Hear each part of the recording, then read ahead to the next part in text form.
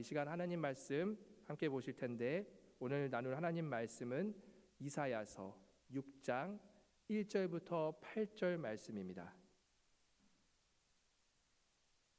이사야서 6장 1절부터 8절 말씀 우리 한 절씩 교독해서 읽겠습니다.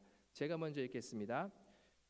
우시야 왕의 죽던 해에 내가 본즉 주께서 높이 들린 보좌에 앉으셨는데 그 옷자락은 성전에 가득하였고 스랍들은 모셔 섰는데 각기 6 날개가 있어 그 둘로는 그 얼굴을 가리었고 그 둘로는 그 발을 가리었고 그 둘로는 날며 서로 창화하여 가로되 거룩하다 거룩하다 거룩하다 만군의 여호와여 그 영광이 온 땅에 충만하도다.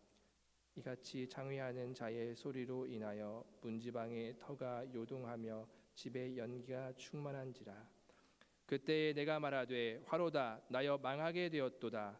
나는 입술이 부정한 사람이요 입술이 부정한 백성 중에 거하면서 만군의 여호와이신 왕을 배웠음이로다. 때에 그 스랍의 하나가 화저로 단에서 취한 바 핀 숯을 손에 가지고 내게로 날아와서 그것을 내 입에 대며 가로되 보라 이것이 내 입에 닿았으니 내 악이 제하여졌고 내 죄가 사하여졌느니라 하더라. 내가 또 주의 목소리를 들은즉 이르시되 내가 누구를 보내며 누구를 우리를 위하여 갈고 그때 내가 가로되 내가 여기 있나이다 나를 보내소서. 아멘. 오늘도 수요 예배 나오신 여러분들을 주님의 이름으로 환영하고 축복합니다. 오늘은 복음 안에서 재발견이라는 이 말씀을 이 제목을 가지고 함께 말씀을 나누기를 원합니다. 본문 내용을 여러분들이 보시면 우리가 너무나도 잘 아는 내용이고 이사야가 환상을 통하여서 소명을 받는 그런 내용입니다. 그래서 본문은 주로 선교를 앞두어 두고 혹은 어떠한 특정한 사역을 앞두고 헌신을 요구할 때에 많이 외쳐지는 그런 말씀입니다. 오늘 이 본문을 통하여서 저는 이 본문에 대한 어떤 해석보다는 이 본문을 통하여서 하나님께서 우리 가운데에 말씀하고자 하시는 그것이 무엇인가라는 것을 한번 여러분들과 같이 짧은 시간이지만 나누기를 원합니다. 이 시간을 통하여서 특별히 하나님을 우리가 발견하며 또 내 자신을 발견하고 그리고 사명을 재발견하는 그러한 시간이 되기를 원합니다. 우리의 삶에서 무엇인가를 새롭게 발견한다는 것은 참으로 값진 일입니다. 그리고 참으로 기쁜 일이고 즐거운 일이죠.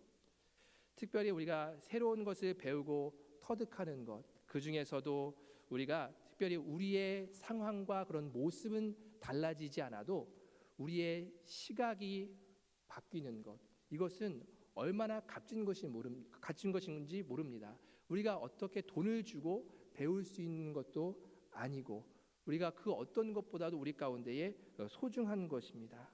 왜냐하면 그 새롭게 발견되어지는 그것을 통하여서 우리의 삶의 태도와 그리고 우리의 삶의 방향에 많은 영향을 미칠 수 있기 때문입니다. 우리가 곤경에 처해 있을 때, 어려움에 처해 있을 때에 우리가 좌절하거나 낭망하기보다는 그 원인을 찾아서 발견하면은 우리가 다시 한 번 더 재기할 수 있는 그런 용기를 우리가 얻을 수 있게 됩니다. 그리고 우리가 어느 정도 성공을 했다, 내가 많은 것을 이루어서 어느 정도의 위치에 우리가 서 있을 때에도 우리가 다시 한 번 더 자신을 바라보면서 내 안에서 나를 다시 한 번 더 재발견했을 때에는 우리는 교만함을 꺾고 그리고 겸손하게 나아갈 수 있는 그런 시점이 될 수 있다는 것입니다. 이런 인생의 재발견도 우리의 삶 가운데에 많은 유익을 주죠. 그리고 그것으로 인하여서 우리가 더 나은 방향으로 나아갈 수 있도록 도와주는 것만큼은 우리가 부인할 수 없는 사실입니다. 이런 인생의 재발견도 우리가 너무나도 중요한데 신앙의 상태를 하나님 앞에서 우리가 다시 한번 재발견하는 것, 우리의 신앙의 상태를 우리가 점검하는 것은 너무나도 우리가 중요한 것이라는 것입니다. 내가 하고 있는 그 신앙적인 그 행위에 대해서 우리가 다시 한번 더 돌아볼 때에 그리고 나는 다시 한 번 더 내가 하나님 앞에서 어떤 존재이며 그리고 내가 마음 가운데 품고 나가야 하는 것은 과연 무엇인가라는 것을 볼 때에 우리의 신앙은 다시 새롭게 출발할 수 있는 그러한 시점이 될 수 있다는 것입니다. 우리가 오랜 신앙생활을 하다 보면은 나도 모르게 우리가 신앙의 타성에 젖어서 아무런 감정도 깨달음도 없이 그렇게 지속되는 경우가 참 많이 있습니다. 저도 이 부분을 사람들하고 이렇게 나눌 때에 청년들이나 아니면은 어떤 장년들이나 이렇게 함께 나눌 때에 이런 고백들을 하는 부분들을 참 많이 봤어요. 제가 오랜 신앙생활을 하지만 요즘에 목사님 제 마음 가운데에 어떤 감동도 없고 제 마음 가운데 특별한 깨달음도 없고 그냥 시간이 흐르며 그냥 교회 안에서 그렇게 제가 신앙생활을 하는 것 같아요 라는 그런 고백들 많은 사람들이 고백하는 것이고 그리고 여러분이 또한 그런 부분들을 경험했을 수도 있습니다. 그런데 이런 상태에서도 우리가 다시 한 번 더 복음 안에서 우리를 재발견하는 것이 그렇기 때문에 우리 안에서 필요하다는 것입니다. 이것은 우리가 성도들이 잠자는 신앙 가운데에 깨어나게 하는 좋은 원동력이 될 뿐만 아니라 새로운 마음으로 우리의 신앙을 새 출발하는 그러한 계기가 될 수 있다는 것입니다. 오늘 본문도 우리가 볼 때에 이사야는 기도하다가 환상 중에 하나님의 영광스러운 그런 모습을 발견하게 되었을 뿐만 아니라 하나님의 그 영광을 배경으로 이사야 자신의 모습도 보게 됩니다. 이사야는 본문에서 다음 세 가지를 우리가 발견했는데 바로 그것이 무엇인가 함께 보기 원합니다. 1절을 보시면 여기서 이사야가 고백하는 것이 있습니다. 우시야 왕의 죽던 해에 내가 본즉 이렇게 이야기하고 있습니다. 여기서 이사야는 무엇인가를 환상 중에 본 것입니다. 그것을 봤는데 높이 들린 보좌에 앉아 계신 하나님을 본 것입니다. 그 영광스러운 하나님을 바로 이 이사야는 본 것이죠. 그리고 두 번째 이사야가 발견한 것이 있는데 그것은 5절에 나타나고 있습니다. 바로 그때에 내가 말하되 화로다 나여 망하게 되었도다 나는 입술이 부정한 사람이요 라고 그렇게 이야기를 하고 있습니다. 바로 이 영광 중에 계신 하나님을 본 동시에 그 하나님에 비춰서 자신을 봤는데 바로 나여 망하게 되었도다 라는 그런 고백을 하게 됩니다. 나는 입술이 부정한 자입니다 라면서 자신이 어떠한 자인지를 분명하게 고백을 하고 있는 것입니다. 그리고 세 번째 발견하는 것이 있습니다. 바로 8절 말씀입니다.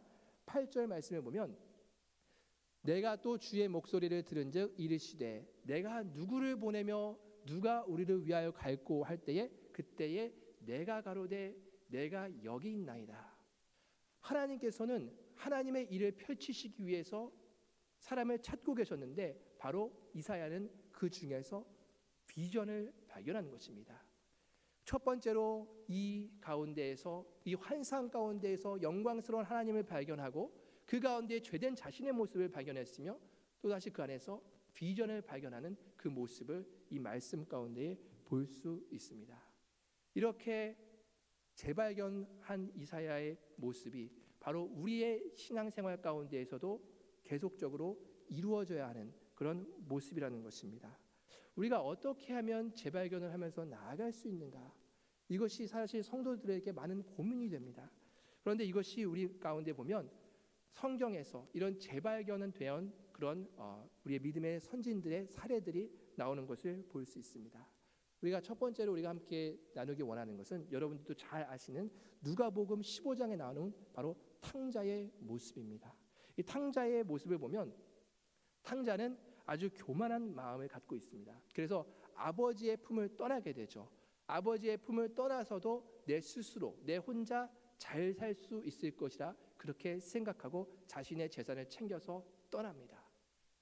떠났지만 순간적으로는 쾌락을 즐기며 아주 좋은 그런 인생을 보냈지만 결국은 어느새 모든 가진 소유를 다 탕진하고 결국은 돼지 주염 먹는 그러한 신세가 되었다는 것이죠.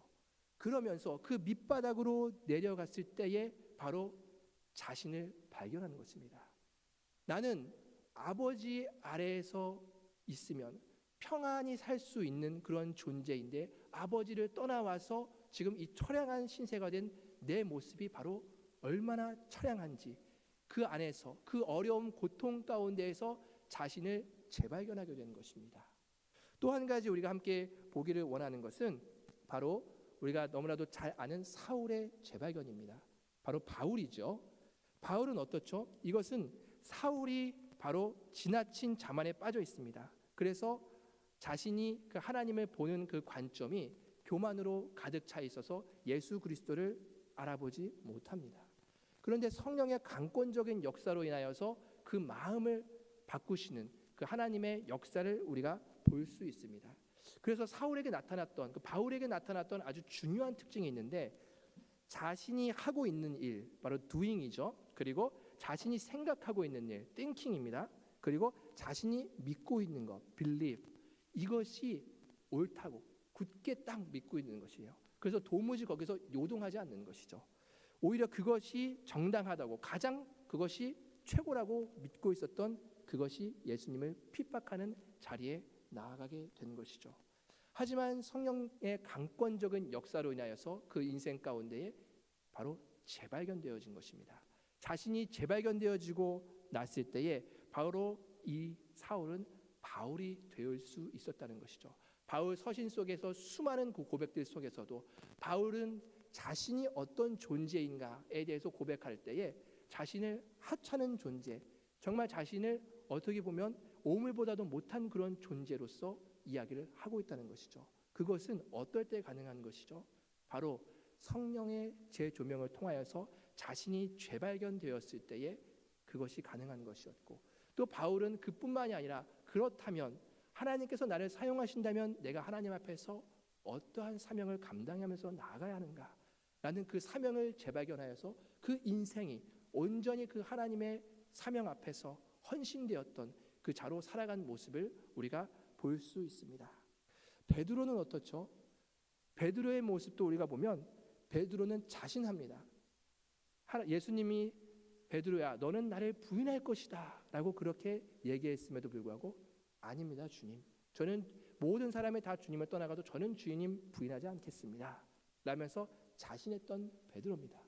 하지만 베드로 역시 시간이 얼마 지나지 않아 예수님을 떠나게 되고 예수님을 부인하면서 그렇게 예수님을 배반하는 그런 자리에 이르는 그 모습을 우리가 볼 수 있습니다. 베드로도 자신의 그 연약함 바로 예수님을 따르지 않겠다라는 자신의 어떤 의지만으로 되지 않는다는 것을 베드로도 깨닫고 그 안에서 자신을 재발견하는 그 모습을 우리가 볼 수 있습니다. 우리는 이 부분을 보면서 실패를 통하여서 우리의 낮은 어떠한 자리까지 내려감을 통하여서 우리의 연약함을 통하여서 때로는 성령의 강권적인 역사를 통하여서 그 모습이 그 형태가 다 다양할 수 있지만 결국은 이 하나님 안에서 우리 인생의 재발견은 신앙인이라면 신앙 안에서 꼭 반드시 있어야 하는 것이며 그것을 우리가 거쳐야 우리 안에서 바른 신앙생활을 할 수 있으며 하나님 안에서 우리가 바른 정체성을 가지고 나아갈 수 있다는 것입니다. 본문에서 이사야 선지자는 기도하는 중에 바로 하나님의 영광을 보게 된 것입니다. 그리고 자신을 발견하게 되자 모든 것이 변하게 되는 그런 모습을 볼 수 있습니다. 첫 번째로 달라진 그 모습을 우리가 볼 수 있는데 그것은 보는 시각이 달라진 것입니다. 바로 자신을 알기 이전에 이사야는 그 외치는 그것이 이스라엘 백성을 향하여서 자신이 그 외치는 것이 바로 백성을 지적하는 거기에 지나지 않았습니다. 하나님 앞에서 범죄한 그 이스라엘 백성을 보면서 그 이스라엘 백성은 마땅히 하나님의 심판을 받아 싼 그러한 존재로서 본 것이죠. 그런데 바로 이 부분을 하나님을 떠난 이스라엘 백성들을 하나님의 눈 안에서 재발견하게 되자 하나님의 사랑을 품게 되는 것이죠. 하나님의 마음을 보게 되는 것이죠. 그래서 주님께서 이 백성들을 돌이키기 원하시는데 정말 이 이스라엘 백성이 하나님의 말씀을 저버리고 떠난 어떻게 보면 짐승보다 못한 이러한 인생을 살아가는 저들을 위하여서 내가 가겠습니다 라고 그렇게 자원하는 마음으로 나아간다는 것이죠. 저들을 향한 하나님의 사랑의 마음을 이제는 자신을 재발견함을 통하여서 받고 그 사명을 감당하면서 나아갈 수 있다는 것입니다.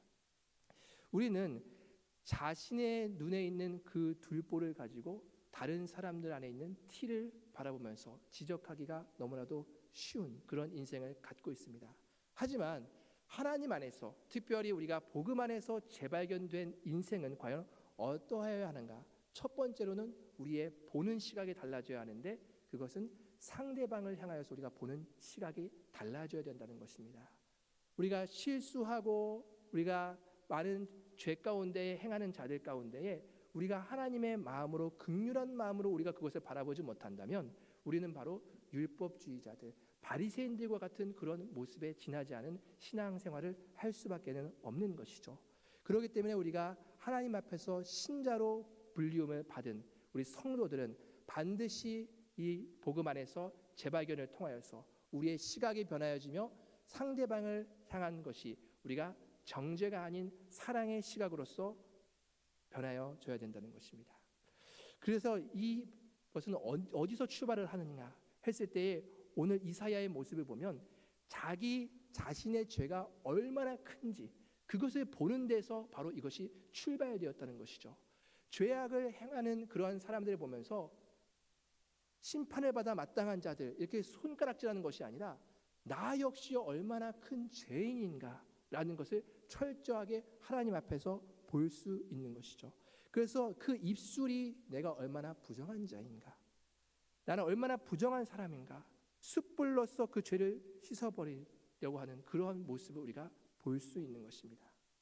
우리가 이 부분을 보면서 정말 우리가 다른 사람들을 정죄하기 전에 내 안에 있는 죄악이 바로 그리스도의 시각으로 인해서 철저하게 조명되어서 재발견되어지며 그것이 그리스도의 사랑으로 온전히 덮어질 때에 우리는 다른 사람을 향한 우리의 시각이 다시 한 번 더 띄어질 수 있다는 것입니다.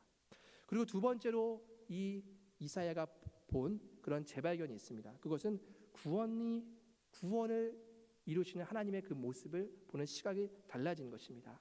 이사야가 바라본 당시의 이스라엘 백성은 자기의 감긴 눈으로 봤을 때는 하나님의 심판을 받아서 없어져 버려야 할, 죽어버려야 될 그런 존재로서 볼 수 있는 것입니다. 이것이 많은 근본주의자들이 갖고 있는 시각이기도 합니다. 그러나 변화된 이사야는 그 죄인들, 비록 하나님 앞에 죄를 행하는 그 죄인들마저도 하나님은 사랑하고 계시며 그들이 하나님 안에서 돌이켜야 되는, 회복되어야 되는 그런 존재임을 깨닫게 되는 것이죠. 그들을 향하여서도 하나님은 구원의 길을 열고 계시며 하나님은 그들을 향하여서도 그들이 구원받기를 인하여서 끊임없이 일하고 계시다는 그 눈을 보게 되는 것입니다. 그렇기 때문에 주님께서 그것을 이룰 바로 누군가를 찾고 있을 때 주님, 내가 그 사역에 동참되기 원합니다. 주님의 그 구원의 사역을 이루시는 그 일에 제가 가겠습니다라는 그러한 반응을 보면서 나가는 것입니다. 우리는 우리 죄를 짓는 우리 주변의 이웃을 향하여서 어떤 시각을 가지고 계십니까? 그들을 정죄하는 시각을 가지고 계십니까? 아니면 그들 가운데 그대로 그들은 저렇게 살아서 저렇게 인생을 마감해도 싼 존재라고 우리가 바라보십니까? 우리가 하나님의 긍휼과 사랑의 마음이 없이는 우리는 그러한 마음으로서 눈물로 우리가 기도하면서 아버지의 마음으로서 나아갈 수 없고, 또한 그들 가운데에 그들을 복음으로 초청하며 바로 예수 그리스도를 알게 하는 그 일에 동참될 수 없다는 것입니다. 하지만 우리의 신자의 분명한 것은 우리는 우리뿐만 예수님을 믿는 것이 아니라 우리는 우리 주변에 있는 이웃들에게도 그리스도의 복음을 전하며 나아가야 되는 그러한 의무가 있는 존재라는 것입니다. 그리고 이 모든 사역을 이루는 것, 이사야는 자신의 열심이나 어떤 노력으로 인하여서 이것을 이루는 것이 아니라는 것을 분명하게 깨닫는 것입니다. 바울은 변화되기 전 자신의 어떤 열심으로 무엇인가를 이루려고 했습니다. 하지만 바울은 변화된 뒤에 자신은 하나님의 통로일 뿐, 하나님께서 사용하시는 그저 통로일 뿐이다라고 그렇게 고백을 한 것을 우리가 볼 수 있습니다. 이사야는 자신을 재발견한 후에 이 구원의 역사를 펼쳐가시는 그 분은 자신이 아니라 하나님이심을 분명하게 본 것입니다. 그래서 이 모든 역사 가운데 이것을 주관하며 나아가시는 분이 하나님이심을 발견하는 것입니다. 우리가 이것에 대해서 우리가 교회 안에서 신앙생활하면서 이것을 잃고 있는다면 내가 무엇인가 내 힘으로 스스로 무엇을 이루려고 열심을 냅니다. 하지만 거기에는 주님이 주시는 열매가 없다는 것입니다. 우리의 열심보다 우리의 노력보다 하나님께서는 깨끗한 마음으로 주님 앞에서 순종하는 그러한 그릇이 되기를, 통로가 되기를 원한다는 것이죠. 바로 그것이 내 안에서 내가 과연 하나님 앞에서 어떠한 존재인가, 나는 하나님의 그 위대한 일 앞에서 그저 통로로 서 있을 뿐이다 라는 것을 우리가 바르게 인식할 때에 하나님께서 주어주시는 그 사명을 온전히 감당하면서 나아갈 수 있다는 것입니다. 그래서 우리가 크고 작은 일에 성취되는 주의 사역에 있어서 자신의 힘으로써 그것을 이루려고 하는 그러한 신앙인보다 하나님은 순종하면서 나아가는 그런 하나님의 종들을 찾고 계시다는 것입니다. 이사야가 이제는 선지자로서 이 하나님의 사역 앞에서 아주 적극적인 그러한 태도를 취하며 나아갑니다. 바로 어떤 방관자로서 사람들의 죄를 바라보면서 죄를 책망하거나 혹은 다른 사람이 하겠지라고 그러한 수동적인 태도로서 있는 것이 아니라 적극적인 태도로서 그 영혼을 향한 그 그리스도의 그 뜨거운 마음을 가지고 바로 나아가는 그런 이사야의 모습을 우리가 볼 수 있는 것입니다. 말만 하고 우리가 행위가 없는 그러한 신자들의 모습을 우리가 너무나도 많이 봅니다. 교회에서도 우리가 외치는 그런 이야기들은 많지만 정작 움직임이 없는 그런 모습, 안타까운 모습들을 참 많이 보게 됩니다. 하지만 이사야가 이 시간 이 말씀을 통하여서 우리가 볼 수 있는 것은 이사야는 하나님을 발견하고 그 안에서 자신을 발견했을 때에 적극적인 태도로 나아갔다는 것입니다. 자신에게 주어진 그 책임이 무엇인가? 내가 그리스도인으로서 과연 무엇을 감당하면서 나아가야 하는가? 내가 이대로 그냥 여기서 머물러서 있는 것이 아니라 그리스도의 그 구원의 사역에 내가 쓰임받고 나아가는 것이 얼마나 고귀한 일인가? 라는 것을 바로 깨닫고 적극적인 태도로 나아간다는 것입니다. 그것이 바로 복음 안에서 자신을 재발견한 참된 그리스도의 모습이라는 것입니다. 자신을 복음 안에서 재발견한 사람은 바로 인생관이 달라집니다. 우리가 신앙이라는 것은 배우는 것이 아니라 변화되는 것입니다. 우리가 오랜 세월 교회를 다니다 보면 배우게 됩니다. 찬송도 배우게 되죠. 우리가 기도도 배우게 되죠. 우리가 성경도 봉사도 배우게 됩니다. 이것들이 너무나도 중요합니다. 어떠한 우리의 외적인 신앙생활 가운데에 이러한 배움이 분명히 있어야 되는 것만큼은 사실입니다. 하지만 중요한 사실은 결정적으로 이런 어떤 배움을 통하여서는 우리의 신앙이 이 본질이 변화되면서 나아갈 때에 그 근본적인 역할을 하지는 못한다는 것입니다. 바로 여기서 우리는 중요한 사실은 우리는 그러한 외적인 그러한 신앙생활의 배움과 함께 우리는 바로 우리 안에서 그리스도를 재발견하는, 그리고 우리 자신을 재발견하는, 그리고 사명을 재발견하는 이 부분을 거치지 않고서는 우리는 변화된 참된 신앙생활을 하면서 나아갈 수는 없다는 것이죠. 외적으로는 봤을 때에 아주 탁월한 신앙인처럼 보일 수 있지만 우리는 그리스도 앞에서 철저하게 우리 자신을 보면서 우리의 죄를 발견하고 그 안에서 주님이 주시는 그 사명을 재발견하지 않고서는 우리는 수동적인 태도로 머물 수밖에 없으며 외적인 신앙생활을 하는 그 자리까지밖에 우리가 나아갈 수 없다는 것입니다. 우리는 계속해서 끊임없이 우리 자신을 재발견하면서 나아가야 됩니다. 오늘도 이 시간 우리는 예배하기 위해서 하나님 앞에 우리는 나왔습니다. 제가 늘 말씀드리는 것지만 참 우리는 하나님 앞에 예배를 우리가 자주 드리죠. 새벽 예배, 수요 예배, 주일 예배, 한국 사람들은 이렇게 많은 예배를 드리는데 이 예배를 통하여서 이 예배마다 그냥 우리가 시간 되었으니까 와서 그냥 드리고 가는 그 예배가 아니라 이 예배 가운데의 영광 중에 그 임하시는 그 하나님을 꼭 발견하는 여러분들 되기를 원합니다. 그래서 영광 중에 하나님을 발견하고 또 그 하나님 앞에서 내 자신을 볼 때에 내가 얼마나 연약한 존재인가, 내가 얼마나 죄된 존재인가, 그렇기 때문에 주님께서 나에게 베풀어 주시는 은혜가 얼마나 큰 것인가라는 것을 이 감격이 매 예배 때마다 넘치기를 간절히 원합니다. 그래서 그 예배 때에 하나님께서 주신 그 은혜가 우리 심령 가운데에 가득 채워지고, 그것을 통하여서 주님, 제가 주님을 위하여서 무엇을 하기를 원합니까? 할 때 주님께서 우리 가운데 요구하시는 것이 있을 것입니다. 그것을 가지고 우리가 주님의 마음으로 나아갈 때에 우리는 생명력 있는 신앙인, 그리고 역동성 있는 그런 신앙으로서 나아갈 수 있는 것이고, 하나님께서 기뻐하시는 그런 신앙인의 모습으로 우리가 나아갈 수 있다는 사실입니다. 오늘 이 말씀을 통하여서도, 이 이사야를 통하여서 하나님께서 우리에게 주시고자 하는 그 메시지는 단순히 우리가 어디에 나가서 그냥 복음을 전해야 된다, 여기의 차원에서 머무르는 것이 아닙니다.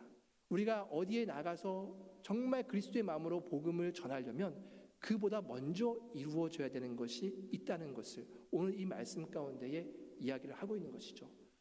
우리가 복음 안에서 하나님을 보는 것, 그리고 내 자신을 보는 것, 그리고 그 안에서 사명을 보는 것, 그것이 이루어지지 않고는 우리는 그리스도의 마음으로 우리가 신앙생활을, 또 이 복음의 사역을 우리는 감당할 수 없다는 것을 주님께서는 말씀하고 계시는 것입니다.